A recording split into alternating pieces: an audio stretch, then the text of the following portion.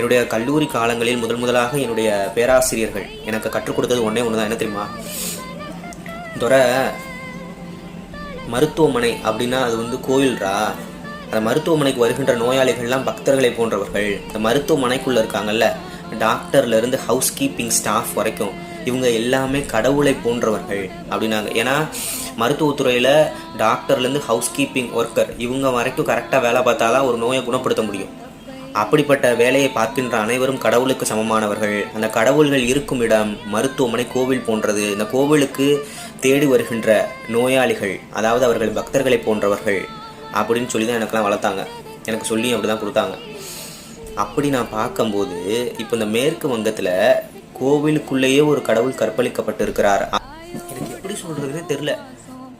உங்களுக்குலாம் ஒரு உடம்பு சரியில்லை, ஏதாவது ஒரு பிரச்சனைனா நீங்கள் தேடி போகிறது யாரை தேடி போகிறீங்கன்னா ஒரு மருத்துவரை நாடி போகிறீங்க. இப்போ மருத்துவருக்கே ஒரு